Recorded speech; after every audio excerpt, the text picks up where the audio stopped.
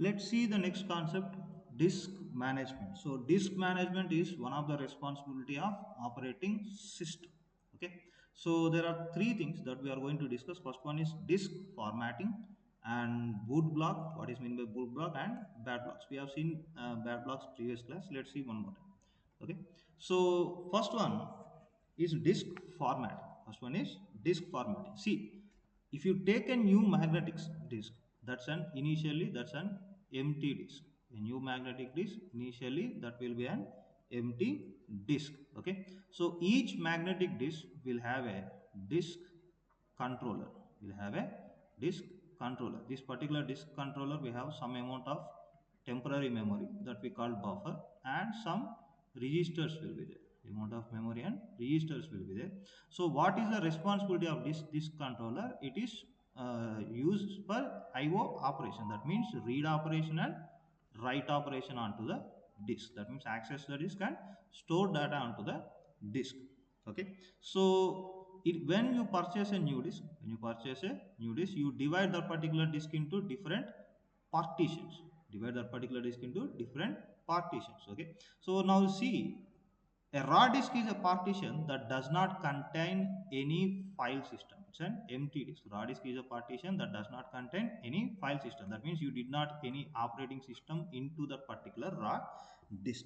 Okay. Now let's see what is low level formatting or physical formatting. Low level formatting or physical formatting. Before the disk can store the data, it must be divided it into sectors. Before the disk can be store the data, we must divide it into sectors. The disk will be divided into sectors so that the disk controller can read and write onto the data. Can read and write onto the data. So before the disk can store the data, that means before you store any file system onto the disk, you need to divide that particular disk into sectors, tracks, etc. Okay. The low-level formatting fills the disk with the special data structure for each sector. Okay, for each sector that consisting of a special data structure. Okay, so what is that? There is three fields in that particular data structure. So first one will be your header. Okay, this will be your header, and this will be your data area, and this will be your trailer. Okay, so the data area is of 512 bytes. Assume that, and normally it will be of 512 bytes. Okay, so the header and trailer contains the information regarding the disk controller. So generally this particular trailer contains the error correcting codes, and this particular header contains the address of the sector and etc. Okay, address of the sector, cylinder and tracks, etc. Okay, so trailer consisting of your header correction codes, that will be your parity codes, parity checking and etc. So which will check whether the data is correct or not. Which will check whether the data is correct or not during the transfer from one device to other device. It will check whether the data is correct or corrupted. Okay. So when the controller writes a sector of data during the normal IO, the error correcting code is updated with a value that is calculated from all the bytes in that particular area. So all 512 bytes of data will be calculated. Okay, when the sector is read, calculated, and it will generate an error corrector code. Once it calculates, and it will generate an error corrected code, error correction code. So when you read the data from the sector, the ECC is recalculated and compared with the stored value. Compared with the stored value. Okay. So if the stored value and the error correcting code both are not same, there is no match. This particular error correcting code, and you compare your read, when you read you will generate one particular code. If these two codes are same, then you accept the data. If these two codes are not same, then the data area of the sector, we can say that which is corrupted. Okay, and we can say that the disk sector is bad. We can say that the disk sector is bad if the both are matched, error correcting code and this particular stored data and your error correcting code, whatever error correcting code at the time of reading, if both are correct, same, then you accept that particular block of data and you initiate the data transfer. So it if there is a match, we can say that it is a bad.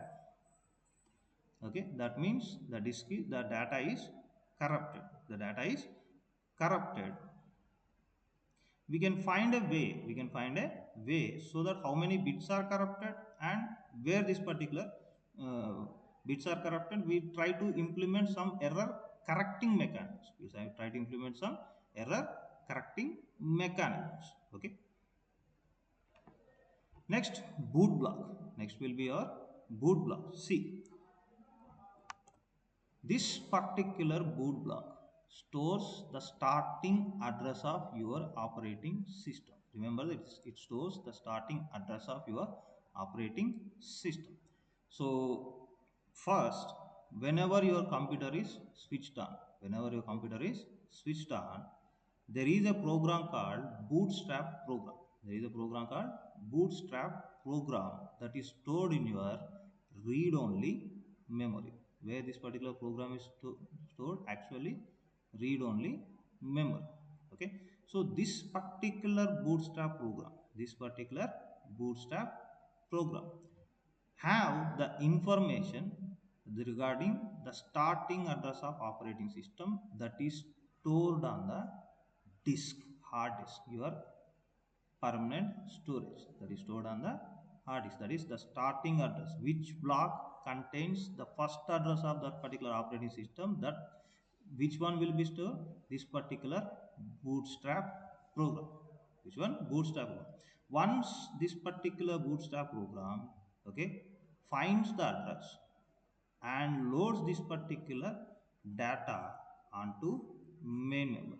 Load this particular data onto main memory. So what, which one will be stored onto main memory? There is a program called operating system kernel. Okay. So this particular bootstrap program will knows the first address of this particular operating system. Okay. Now this particular block contains the operating system kernel code, so that it will be loaded into main memory. Once the kernel will be loaded into main memory, it will load all the system applications and user applications that have been installed previously. Okay. So it will store all the, initiate all the system applications, and if any user applications are there, that will also be loaded by the operating system kernel. Okay. So this particular boot block,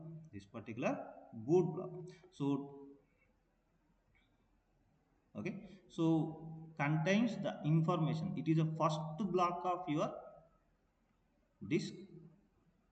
Okay, where it is store the information of bootstrap program. Okay. Operating system code. So the problem here is this particular ram is a static storage device. Okay, where all the static programs will be loaded, your time and date, etc., that will be loaded. But the problem is we cannot change this particular ram, very read-only memory, very frequently. Okay. So if we want to change anything in the bootstrap program, we need to change in the ram hardware chips. Okay. So this is not good, because read-only memory is static memory, which you cannot change the contents of the read-only memory frequently. So what we will do, most of the systems stores a tiny bootstrap loader program in the boot RAM. That means instead of storing the entire program, we store a loader program. We store a loader program whose only job is to bring the full bootstrap program from the disk. Full bootstrap program from the disk. That means now instead of entire bootstrap program, in the RAM we will store bootstrap loader program. We will store bootstrap loader program. So where your actual bootstrap program is present? It is present in your hard disk.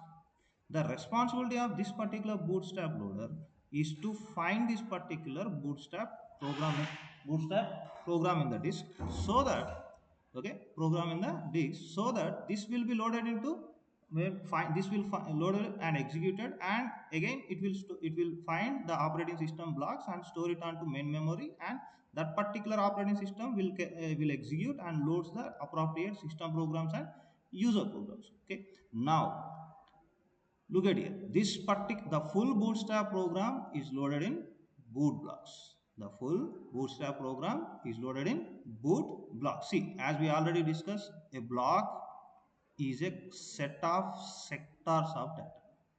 It is a set of sectors. It is a combination of sectors. Okay, so a boot block is not single block, there will be multiple blocks that forms a boot blocks. Okay, so the full bootstrap program is stored in the boot blocks at a fixed location on the disk, at a fixed location on the disk. The disk that has the boot partition, we'll call it as a boot disk or system disk. That means you divide your hard disk into two partitions, C and D. C and D. So if you load operating system on the C drive, operating system on the C drive, and where you will store the boot blocks, where you will store the boot blocks, this particular drive or partition, we can call it as a boot disk or system disk. Okay.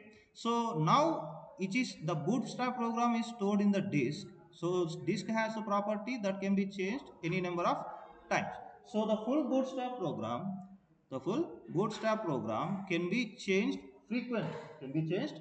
frequently. Okay, so the code in the bootstrap instruct the disk controller to read the boot blocks into memory, then starts executing that particular code. So even though there are any changes in the bootstrap program, we can change it.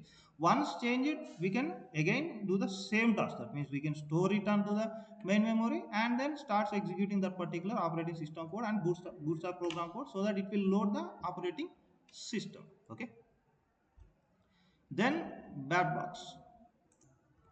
So we have seen the bad blocks in the previous class, that a disk head that touches that particular disk platter, so that some of the sectors or some of the blocks will be damaged. Okay, so if the entire display is damaged, we will change that particular entire disk. But if some of the disk blocks are damaged, some of the disk blocks are damaged, so we already said that we cannot use those blocks, okay, for the purpose of storage and retrieving, because the data inside that particular disk blocks will be damaged and they cannot be recovered. So what we have to do, we need to make sure that these blocks will not be given for uh, next file storage, next storage, further storage, these files will not be given. Okay, so what we have to do, the disk is being at the time of disk is being formatted, the disk can be scanned. Okay, the disk can be scanned to find all the bad blocks. Okay, and any bad block that is discovered, we need to make sure that they are unusable. Okay, they will be flagged as unusable, so that the file system does not allocate any file storage to those particular blocks.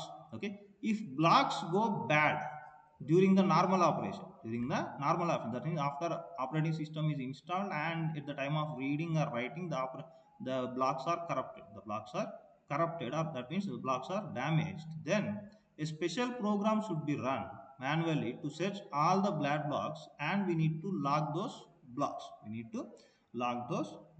So these blocks, even though some of the blocks are empty, we need to remove these particular bad blocks from the free space list, that means if it's if we remove these particular blocks from free spaces, should remove these particular blocks permanently. Okay, so that they cannot be assigned to any other file storage. Okay,